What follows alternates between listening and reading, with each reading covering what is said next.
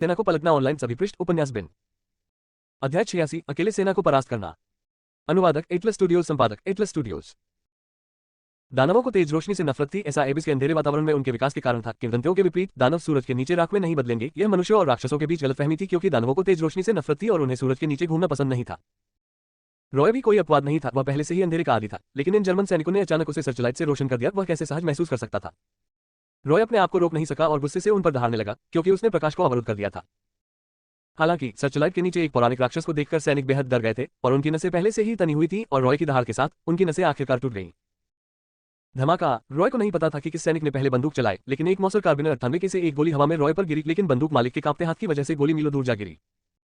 ये गोली रॉय को तो नहीं लगी, लेकिन यह एक संकेत बन गई। अगले ही पल नीचे खड़े सभी सैनिकों ने अपने हथियार उठाए और रॉय पर गोलियां चला दी। अगर वे निहत्थे होते तो शायद वे राक्षस को देखकर पीछे मुड़ जाते और भाग जाते, लेकिन वे पूरी तरह से हथियारबंद सैनिकों का एक समूह थे और उनके मन में बुराई को खत्म करने का अजीब विचार था।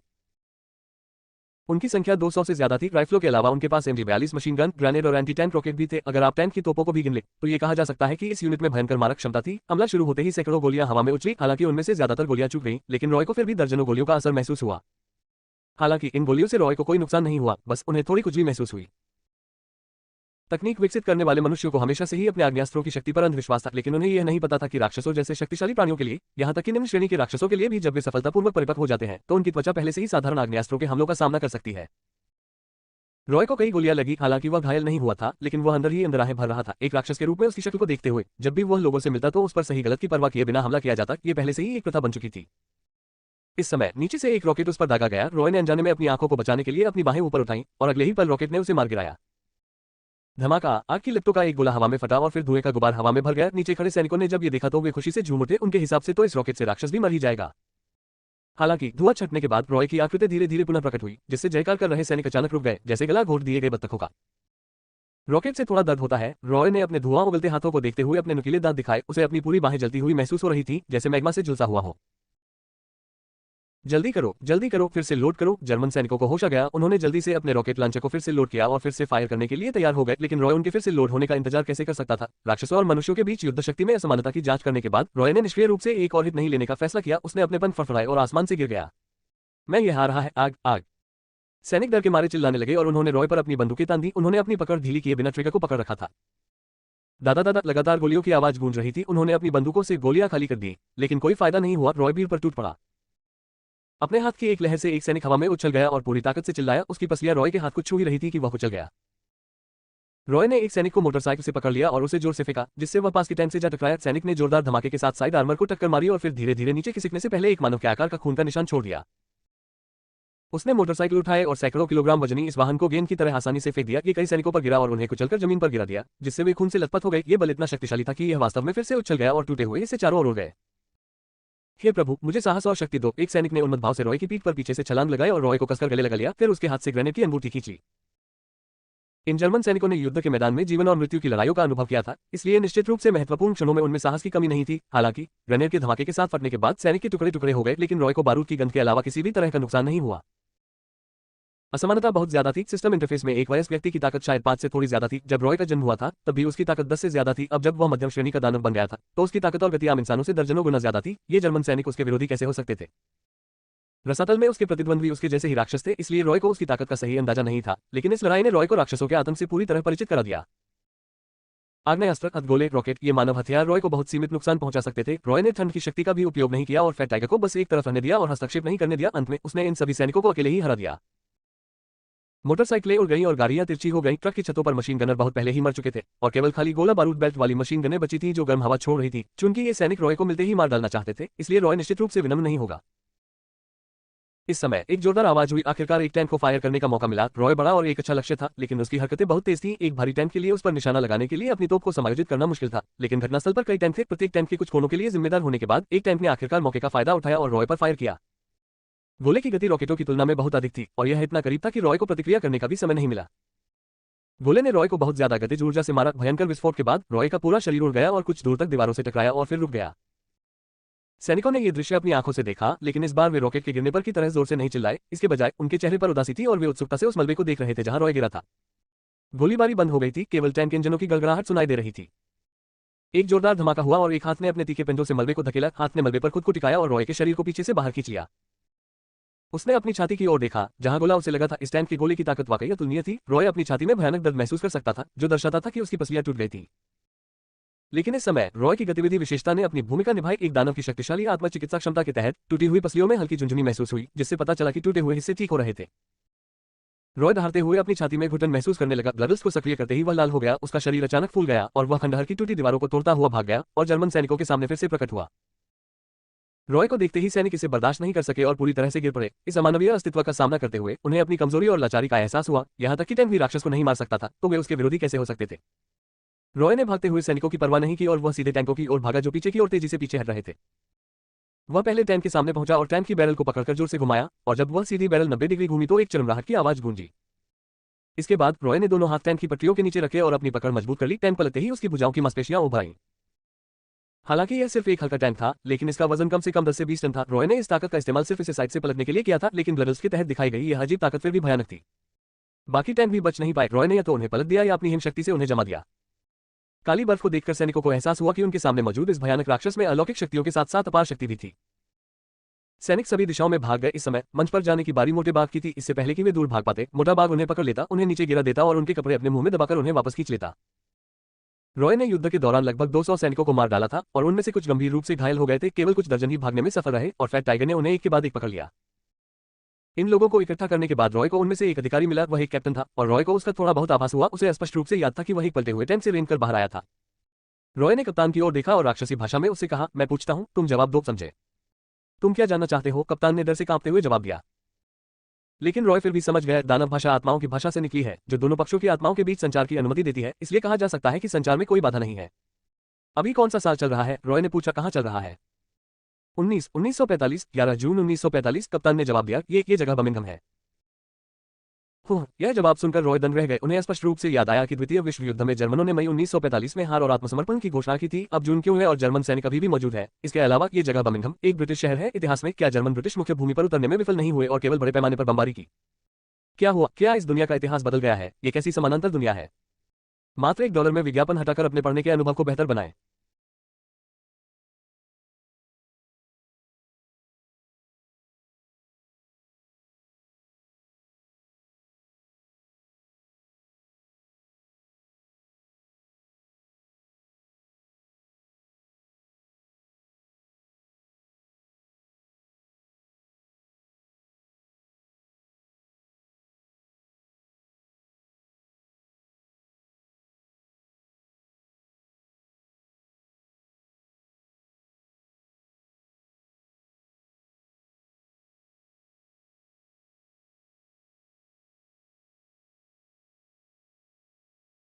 Custom made daemon king hash अध्याय 87, Hellboy custom made daemon king अध्याय 87, हेलबॉय ऑनलाइन पढ़े सभी पेज नोवेल बिन।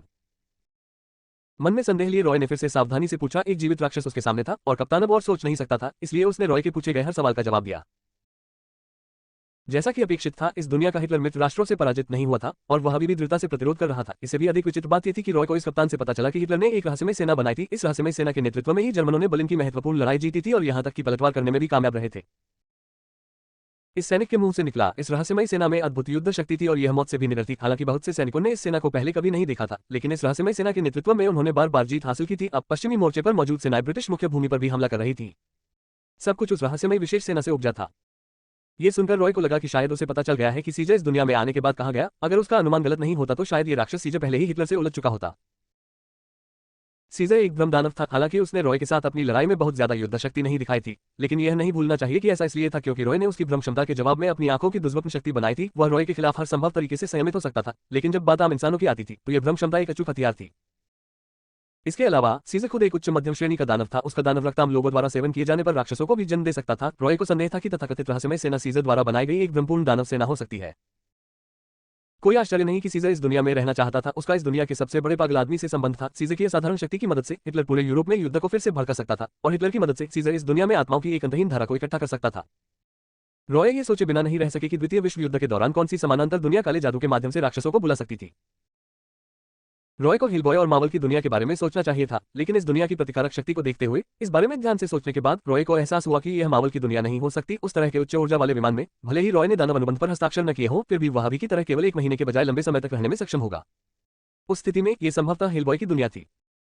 बेशक ये रॉय के लिए एक अनजान दुनिया भी हो सकती है, लेकिन किसी भी मामले में रॉय को कम से कम एक विचार तो था। इसे सत्यापित करने के लिए उसे केवल ये देखने की जरूरत थी कि क्या हेलबॉय जैसा कोई राक्षस है। इस बारे में सोचने के बाद रॉय ने बचे हुए जर्मन सैनिकों की तरफ देखा। 200 से ज्यादा सैनिकों में सिर्फ दर्जनों सैनिक बचे थे। उन सभी के चेहरे पर घबराहट थी। शायद उन्हें डर था कि पूछताछ के बाद रॉय उन्हें मार डालेगा। हालांकि इसके विपरीत रॉय का इरादा उन्हें मारने का नहीं था, बल्कि उन्हें जाने देने की योजना थी। रॉय यही सोच रहा था, हालांकि उसने मोटे तौर पर अनुमान लगाया था कि सीजर हिटलर के साथ सहयोग कर सकता है। रॉय इस दुनिया से अपरिचित था और अगर उसे इसके बारे में पता भी होता तो भी वह सीजर को नहीं ढूंढ पाता। कौन जानता था कि वह बर्लिन या हैम्बर्ग में छिपा होगा। मेमोरी क्रिस्टल अब बालोटन पिलर के ठिकाने का संकेत नहीं दे सकता था, इसलिए यह निर्धारित करना स्वाभाविक रूप से असंभव था कि सीजर कहाँ था। इसलिए रॉय को लगा कि उसे जानकारी की आवश्यकता है,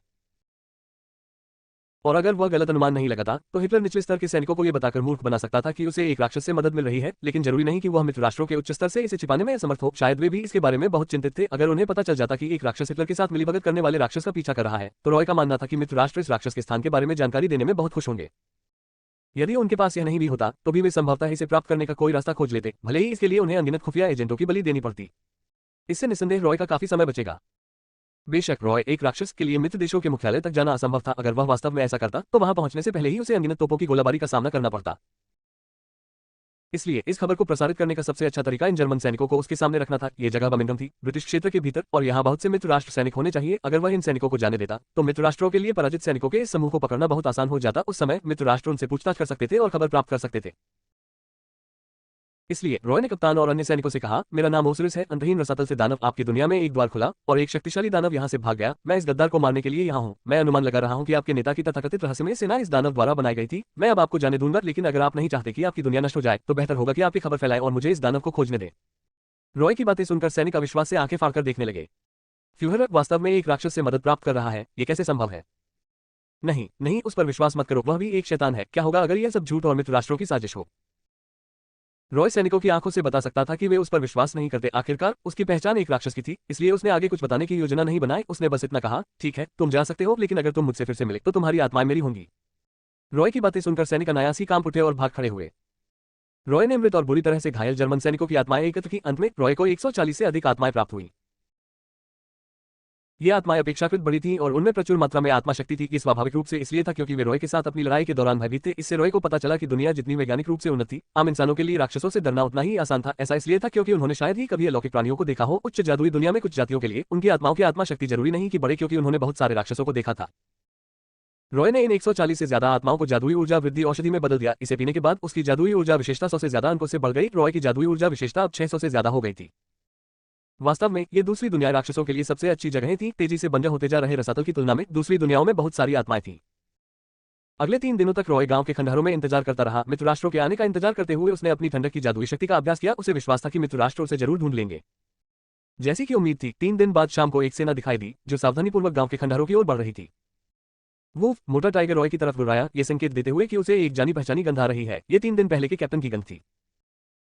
ऐसा लग रहा था कि रॉय का अनुमान सही था। इस सेना का नेतृत्व करने वाला वास्तव में वह कप्तान था जिसे रॉय ने पहले रिहा कर दिया था। इसके अलावा ऐसा लग रहा था कि उसे मित्र राष्ट्रों ने नहीं पकड़ा था, बल्कि वह आत्मसमर्पण करने के लिए उनके पास भागा था। संभवतः रॉय ने उस समय जो कहा था उससे वह बहुत असहज हो गया था। जैसे ही वह गांव के निकट पहुंचा, कैप्टन ने अंदर जाने से इनकार कर दिया और मित्र देशों के अधिकारियों पर जर्मन भाषा में जोर से चिल्लाने लगा। उसे शायद अभी भी याद होगा कि रॉय ने क्या कहा था। उसे डर था कि अगर उसने उसे दोबारा देखा तो रॉय उसकी आत्मा को ले जाएगा। रॉय गांव के खंडहरों में एक ऊंची दीवार पर बैठकर यह दृश्य देख रहा था। गांव में प्रवेश करने के बाद मित्र राष्ट्रों ने रॉय को भी खोज लिया। पूरी सेना में हलचल मच गई और कुछ सैनिकों ने बेचैनी से अपनी बंदूकें थाम ली, लेकिन उनके अधिकारियों ने उन्हें रुकने के लिए चिल्लाया ताकि वे ये सुनिश्चित कर सके कि वे जल्दबाजी में कोई कदम न उठाएं। अंत में बिखरे बालों और चश्मा पहने एक मध्यम आयु वर्ग का व्यक्ति अपने पीछे सैनिकों के एक समूह के साथ आया। आप दानव ओसिरिस हैं? चश्मा पहने हुए अधेड़ उम्र के व्यक्ति ने आश्चर्य से रॉय को देखते हुए सावधानी से पूछा। तुम कौन हो? रॉय ने उसकी ओर देखते हुए पूछा। मैं प्रोफेसर ब्रूम हूं, अधेड़ उम्र के आदमी ने कहा। क्या हम बात कर सकते हैं? रॉय मुस्कुराया, लेकिन यह मुस्कुराहट दूसरों को डराने वाली थी। उसने कुछ नहीं कहा और प्रोफेसर ब्रूम की ओर अपनी उंगली उठाई। अगले ही पल ब्रूम का शरीर हवा में तैरने लगा और रॉय की साइकोकाइनेसिस द्वारा उसे ऊंची दीवार की ओर खींच लिया गया।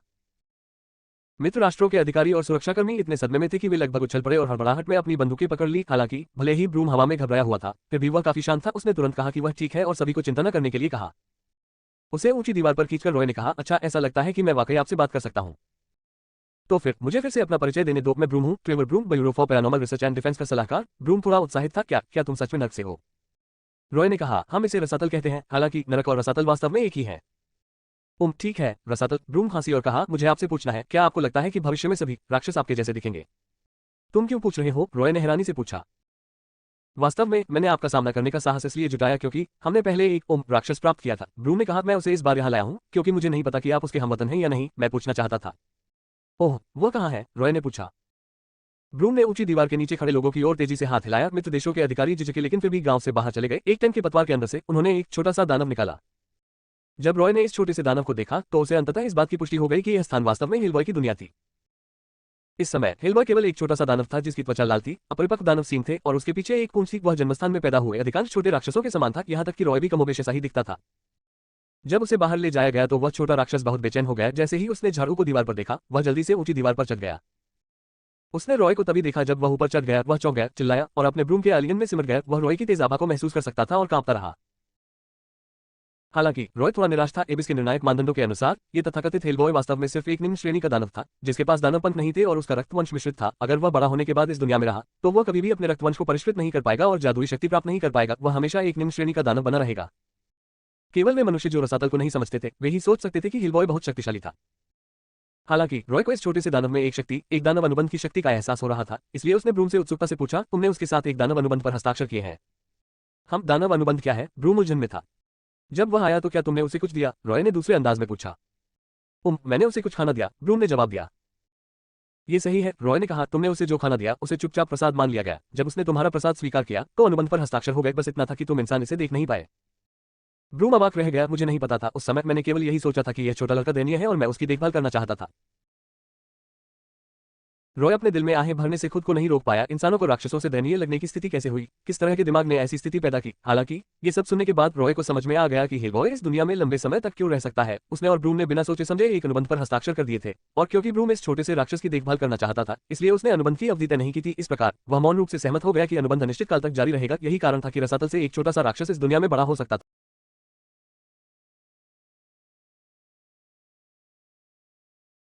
Custom made daemon king hash अध्याय 88 ग्रहण की महिला। कस्टम मेड डेमन किंग अध्याय 88 पढ़ें। ग्रहण की महिला ऑनलाइन सभी पृष्ठ उपन्यास बिन। ठीक है, चलो उचित व्यवसाय के बारे में बात करते हैं। रॉय ने हिलबॉय के बारे में बात को एक तरफ रख दिया और कहा, चूंकि तुम यहाँ हो इसका मतलब है कि तुम्हें मेरा संदेश मिल गया है। ब्रूम ने कहा, हाँ, लेकिन ईमानदारी से कहूं तो हमारे लिए इस पर यकीन करना मुश्किल था। हमें लगा कि पकड़े गए जर्मन सैनिकों को मानसिक समस्याएं थी। अगर इस बच्चे की मौजूदगी हमें ये याद नहीं दिलाती तो शायद हम इस पर यकीन नहीं करते। रॉय इस मानसिकता को समझ सकते थे। हालांकि धर्म हमेशा से ही देवदूतों और राक्षसों के बारे में बात करता रहा है, लेकिन बिना अपनी आंखों से देखे कौन इस पर विश्वास करेगा?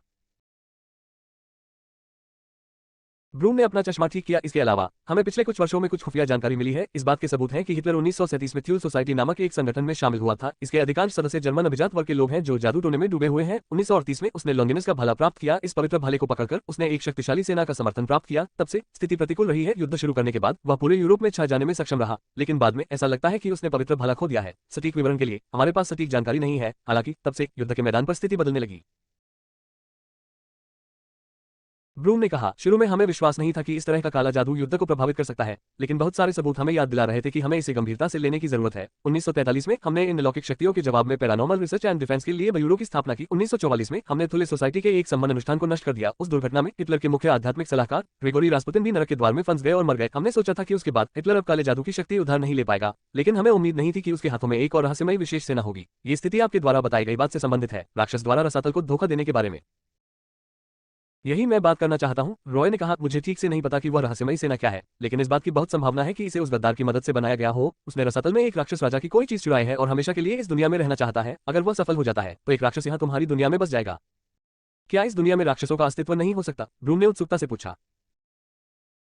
नहीं, राक्षस आखिरकार दूसरी दुनिया से आए प्राणी हैं। उन्हें आपकी दुनिया द्वारा अस्वीकार कर दिया जाएगा, इसलिए वे हमेशा के लिए यहाँ नहीं रह सकते। लेकिन साथ ही राक्षसों के रहने का एक तरीका भी है, वह है राक्षस अनुबंधों के माध्यम से। रॉय ने पाया कि प्रोफेसर ब्रूम को राक्षसों के बारे में ज्यादा जानकारी नहीं थी, इसलिए वह उन्हें केवल धैर्यपूर्वक समझा सकता था ताकि उन्हें मामले की गंभीरता का एहसास हो सके। ब्रूम ने पूछा, क्या आप ये कह रहे हैं कि वह राक्षस रहने के लिए राक्षसी अनुबंध का उपयोग कर सकता है?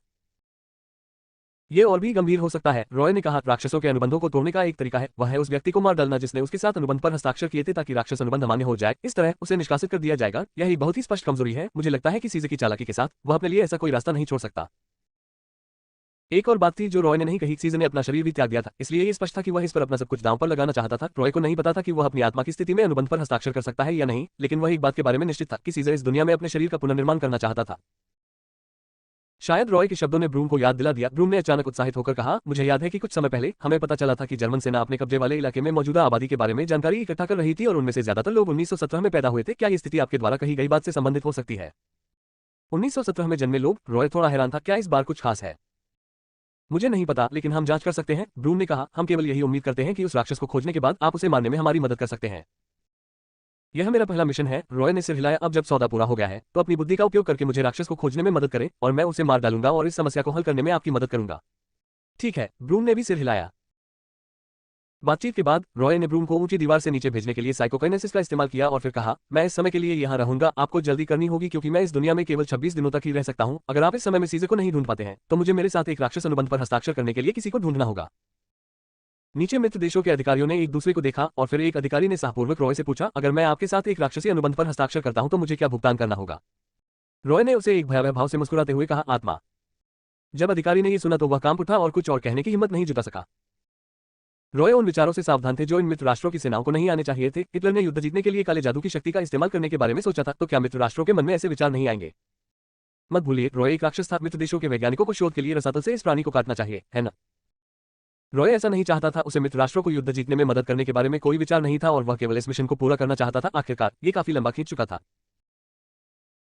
ब्रूम और अन्य लोगों के चले जाने के बाद रॉय गांव के खंडहरों में रहने लगा। परिधि में मित्र देशों की सेनाएं तैनात थीं, लेकिन उनमें से किसी ने भी इस जगह के पास जाने की हिम्मत नहीं की। ऐसा इसलिए था क्योंकि रॉय द्वारा जर्मन सेना की एक छोटी इकाई को नष्ट करने की बात बंदियों के मुंह से मित्र देशों तक फैल गई थी। इससे उन्हें गहराई से एहसास हुआ कि वे किसी साधारण अलौकिक प्राणी का सामना नहीं कर रहे थे, बल्कि शक्तिशाली युद्ध शक्ति वाले एक राक्षस का सामना कर रहे थे। केवल देवदूत ही राक्षसों को मार सकते थे, लेकिन मित्र राष्ट्रों को स्पष्ट रूप से यह नहीं पता था कि देवदूतों को कहां खोजना है, इसलिए वे केवल रॉय के साथ शांतिपूर्ण स्थिति बनाए रख सकते थे। बेशक ऐसा इसलिए भी था क्योंकि रॉय संवाद कर सकता था और उसने उन्हें ऐसा करने की अनुमति दी। अगर वे राक्षस होते जो केवल हिंसा की वकालत करना जानते थे और जिनका एक ही लक्ष्य था कि वे फांसी के मिशन को पूरा करें, तो वे संभवतः मित्र देशों और जर्मन सेनाओं द्वारा पहले ही मारे जा चुके होते। मित्र राष्ट्रों ने तेजी से काम किया। एक सप्ताह बाद पहली जानकारी मिली। उन्हें अंततः 1917 का विशेष अर्थ समझ में आ गया। जो व्यक्ति आया था वह अभी भी ब्रूम था। उसने रॉय को बताया कि 1917 में एक सूर्यग्रहण हुआ था और वह पूर्ण सूर्यग्रहण था। जर्मन सेना एक ऐसी महिला की तलाश कर रही थी जो 1917 में सूर्यग्रहण के दौरान पैदा हुई थी। रॉय भी ये सुनकर दंग रह गया। उसे अचानक याद आया कि कैसे सीजे ने इतनी आसानी से अपना शरीर त्याग दिया था। क्या ग्रहण के दौरान पैदा हुई किसी महिला से उसका बच्चा हो सकता था? एक पल के लिए रॉय की कल्पनाएं बेकाबू हो गईं। उसका दिमाग किसी और के शरीर में पुनर्जन्म जैसी साजिशों से भरा हुआ था। ये सोचकर कि कैसे सीजे एबिस राक्षसों के प्रेम प्रसंग के बाद वापस लौट आया, रॉय को लगा कि यह अधिक से अधिक संभावना थी। हालांकि क्या राक्षसों और मनुष्यों के लिए बच्चे पैदा करना संभव था? राक्षसों के जीन बहुत शक्तिशाली थे। रसातल में राक्षस और सभी प्रकार की अन्य प्रजातियां संभोग कर सकती थी। यदि संभोग सफल होता तो ये ड्रैगन के साथ जैसा होता। हालांकि क्या ऐसे शक्तिशाली जीन दुनिया पार करने के बाद भी प्रभावी होंगे? रॉय को लगा कि यह थोड़ा असंभव है। अगर ऐसा होता तो ये दूसरी दुनियाएं बहुत पहले ही राक्षसों से भरी होती। इस तथ्य के साथ कि जर्मन सेना सूर्यग्रहण के दौरान पैदा हुई एक महिला की तलाश कर रही थी, रॉय को लगा कि इस समय पैदा हुई महिला में कुछ विशेष बात होगी जिसके कारण सीजन ने उसे चुना। इससे स्थिति स्पष्ट हो जाती है, शायद मनुष्य और राक्षसों के बच्चों को एक दुनिया द्वारा मान्यता दी जाएगी और वे हमेशा के लिए उस दुनिया में रह सकेंगे। सीजन ने इस आधे मानव आधे दानव शरीर को धारण करने के लिए अपने मूल शरीर को त्याग दिया। इस तरह न केवल वह इस दुनिया में बिना किसी दानव अनुबंध के रह सकता था, बल्कि वह इस दुनिया में एक असली दानव बनने के लिए अपनी मूल जादुई शक्ति का उपयोग भी कर सकता था। क्या बकवास है, ये सीजन वाकई कुछ और ही है। सिर्फ योजना बनाने में उसकी बुद्धिमत्ता ही राक्षसों में सबसे बेहतरीन मानी जा सकती।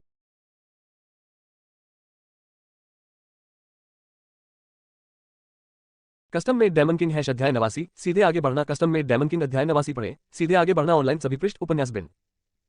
अनुवादक एटलस स्टूडियोज, संपादक एटलस स्टूडियोज।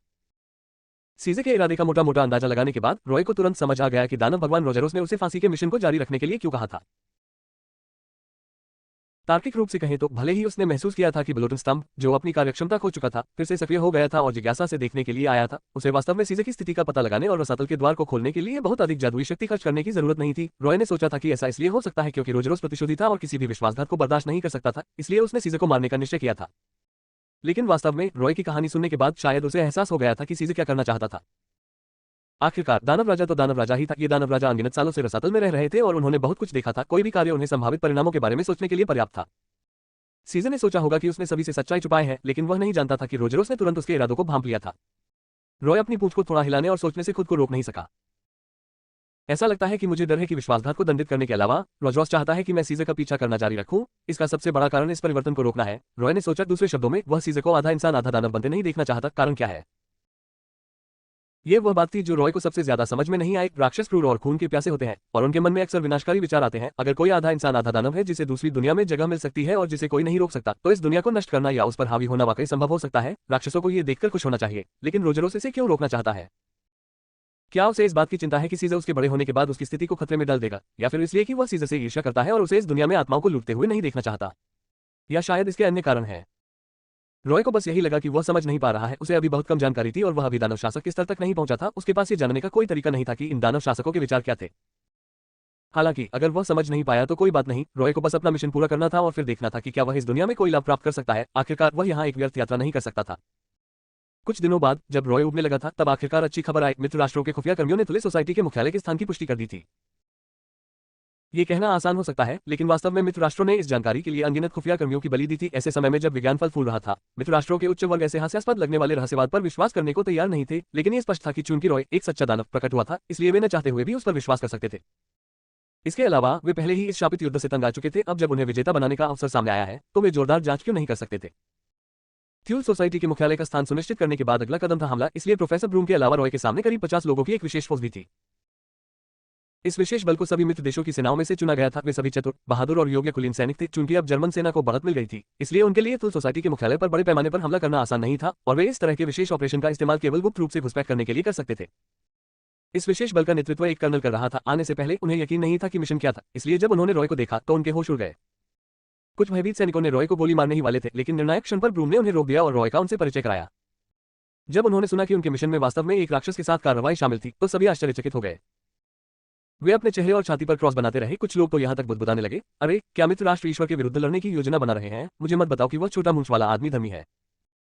बेशक रॉय ने ही सुना, वह सैनिकों का उपहास करने और उनका मजाक उड़ाने से खुद को नहीं रोक सका। हाँ, जब आप युद्ध में होते हैं, शहर ढह जाते हैं और आपके घर नष्ट हो जाते हैं, तो भगवान आपको बचाने के लिए एक राक्षस भेजते हैं। एक राक्षस के रूप में रॉय को अपने विरुद्ध विभिन्न जातियों के शत्रुतापूर्ण रवैये की आदत थी, लेकिन वह अभी भी उन लोगों को नापसंद करता था जो धर्मी होने का दावा करते थे। युद्ध में कोई भी व्यक्ति धर्मी पक्ष में नहीं था, उनके पास केवल अलग अलग पद थे। भले ही उन्हें भड़काने वाले कोई राक्षस न हो, मनुष्य हमेशा युद्ध में थे। वे सब कुछ न्याय और बुराई के हवाले कर देते थे और सब कुछ राक्षसों पर डाल देते थे। एक राक्षस के रूप में रॉय दोष नहीं लेना चाहता था। ये सैनिक कुछ भी बोलने में असमर्थ थे और उनके शब्द अटक गए थे। वे बेहद शर्मिंदा थे। हाँ, बहुत से सैनिक धर्मपरायण थे, लेकिन इस सबसे अंधकार में और क्रूर युग में दुनिया को बचाने के लिए कोई फरिश्ता क्यों नहीं आया? सौभाग्य से ब्रूम, यह अच्छा बुरा आदमी, चीजों को सुझाने के लिए बाहर आया। हालांकि उसके पास बहुत अधिक युद्ध शक्ति नहीं थी। एक अलौकिक सलाहकार के रूप में उसे इस ऑपरेशन में भाग लेना था और मध्यस्थता की भूमिका भी निभानी थी। रॉय थ्यूल सोसाइटी के मुख्यालय में घुसकर अकेले ही अपना काम पूरा कर सकता था। हालांकि ये देखते हुए कि सीजर इस दुनिया में लंबे समय से कैसे काम कर रहा था, रॉय को चिंता थी कि वह उसे खोजने के बाद जर्मन सेना की शक्ति का इस्तेमाल करके उसके लिए जाल बिछाएगा। हालांकि इस स्तर पर ज्यादातर मानवीय तोपखाने की आग रॉय को कोई नुकसान नहीं पहुंचा सकती थी, लेकिन कौन गारंटी दे सकता था कि थ्यूल सोसाइटी के मुख्यालय में हजारों किलोग्राम विस्फोटक नहीं दबे होंगे जो उसके आते ही फट जाएंगे। रॉय शायद इतना शक्तिशाली विस्फोट नहीं झेल पाते, इसलिए रॉय के लिए इन मित्र सैनिकों का साथ पाना अभी भी लाभदायक था और उन्होंने उन्हें अस्वीकार नहीं किया। ऑपरेशन जल्द ही शुरू हो गया। इन मित्र देशों के सैनिकों ने एक सैन्य परिवहन विमान लिया और फिर पैराशूट से नीचे उतरे। रॉय और फैट टाइगर के पास पंख थे, इसलिए वे इस मौज मस्ती में शामिल नहीं हुए। वे केवल आकाश में विमान का पीछा करते रहे। रॉय की उड़ान की गति के कारण वह परिवहन विमान के साथ बने रह सकते थे। थ्यूल सोसाइटी का मुख्यालय पोलैंड में था, जिस पर जर्मन सेना ने कब्जा कर लिया था। यह हमला बहुत जोखिम भरा था, इसलिए मित्र राष्ट्रों ने जर्मन सेना का ध्यान आकर्षित करने और उन्हें इस हमले पर ध्यान देने से रोकने के प्रयास में बड़े पैमाने पर जवाबी हमले की योजना भी बनाई। ये ऑपरेशन रात में किया गया। ट्रांसपोर्ट विमान ने पोलैंड की सीमा पार की और फिर मित्र देशों के सैनिकों को आसमान से उतारा। इसके बाद ऑपरेशन टीम पैदल ही पोलैंड में कुछ दूरी तक चली। रास्ते में कई जर्मन चौकियां होंगी। ऑपरेशन टीम ने लड़ाइयों की संख्या कम करने के लिए जितना संभव हो सके उनसे बचने की योजना बनाई। हालांकि जब रॉय ने ये योजना सुनी तो उसने अपना सिर हिला दिया, ये बहुत धीमी है। इन मित्र देशों के सैनिकों के होने के अपने अपने फायदे और नुकसान थे। नुकसान ये था कि रॉय को उनका इंतजार करना पड़ता, जो अकेले जाने से कहीं कम सुविधाजनक था, इसलिए उसने ऑपरेशन टीम की योजना बदलने का फैसला किया। चलो सीधे चलते हैं। रॉय के पेंजों ने धीरे से नक्शे पर टैप किया, जिससे नक्शे के नीचे की चट्टान में आसानी से एक छेद हो गया। रास्ते में होने वाली लड़ाइयों को मेरे ऊपर छोड़ दो, तुम्हें बस इतना करना है कि चलते रहो, और इससे कोई फर्क नहीं पड़ता कि हम उजागर हो गए हैं या नहीं। जर्मन सेना और थ्यूल सोसाइटी की प्रतिक्रिया से पहले हमें बस अपने गंतव्य की ओर भागना है। ऑपरेशन टीम के मित्र देशों के सैनिकों ने एक दूसरे की तरफ देखा। रास्ते में किसी ने रॉय से बात नहीं की थी, इसलिए उन्हें नहीं पता था कि यह राक्षस कितना शक्तिशाली था। रॉय ने उन्हें उससे सवाल पूछने का मौका नहीं दिया। वह फैट टाइगर के साथ हवा में उड़ गया और रास्ते में पहली चौकी की ओर दौड़ पड़ा। ऑपरेशन टीम के पास जल्दी से पीछा करने के अलावा कोई विकल्प नहीं था। बेशक उनकी गति रॉय की तुलना में बहुत धीमी थी। इससे पहले कि वे करीब पहुंचते, उन्होंने विस्फोटों की आवाज और जर्मन सैनिकों की भयभीत चीखें सुनी। जब ऑपरेशन टीम के सैनिक चौकी पर पहुंचे तो उन्होंने पाया कि लड़ाई पहले ही समाप्त हो चुकी थी। पूरी चौकी जर्मन सैनिकों की लाशों से भरी हुई थी और इमारतों पर आग की लपटें उठ रही थी। घटनास्थल पर केवल एक ही व्यक्ति खड़ा था, जिसका नाम था ओसरिस। जब उन्होंने ये दृश्य देखा तो गहरी सांस लेने से खुद को नहीं रोक पाए। यह एक सीमा चौकी थी जिसमें 100 से अधिक सैनिक थे। ये सिर्फ 10 मिनट में कैसे कत्लेआम हो गया? पहली बार इन सैनिकों ने अपने हाथों में बंदूकें देखी और अब उन्हें मनुष्यों की युद्ध शक्ति पर उतना भरोसा नहीं रहा। इस क्षेत्र में तैरती हुई सभी आत्माओं को संग्रहित करने के बाद रॉय ने उन वाहनों की ओर इशारा किया जिन्हें उसने जानबूझकर पीछे छोड़ दिया था। वे तुम्हारे लिए हैं, उन पर चढ़ो और मेरे पीछे पीछे आओ। इस प्रकार युद्ध समाप्त होने के आधे घंटे से भी कम समय बाद ऑपरेशन टीम रॉय के नेतृत्व में फिर से रवाना हुई। जैसा कि रॉय ने कहा था, उसे उजागर होने का डर नहीं था, वैसे भी उसे बस्तियोल सोसाइटी के मुख्यालय में भागना था और जर्मन सेना के सुदृढ़ीकरण के आने से पहले सीजर को मारना था। हालांकि उन्हें यह नहीं पता था कि प्रोफेसर ब्रूम, जो ऑपरेशन टीम का पीछा कर रहे थे, रास्ते में रॉय की युद्ध स्थितियों को रिकॉर्ड कर रहे थे। ये कहा जा सकता है कि इस दुनिया के लोग वास्तव में रसातल राक्षसों जैसे प्राणियों के संपर्क में आए थे, इसलिए आवश्यक रिकॉर्ड की आवश्यकता थी। सीधी रेखा में आगे बढ़ने के बाद उनके आगे बढ़ने की गति स्वाभाविक रूप से बहुत तेज थी। हालांकि उन्हें रास्ते में विभिन्न आकारों की 7 या 8 चौकियों का सामना करना पड़ा। इन चौकियों में कम से कम दर्जनों लोग से लेकर 100 से ज्यादा लोग थे। रॉय को लगा कि वह थ्यूल सोसाइटी के मुख्यालय के जितना करीब पहुंचता गया, चौकियां उतनी ही घनी होती गई। ऐसा लग रहा था कि ये जर्मन सैनिक थ्यूल सोसाइटी की रक्षा के लिए भेजे गए थे।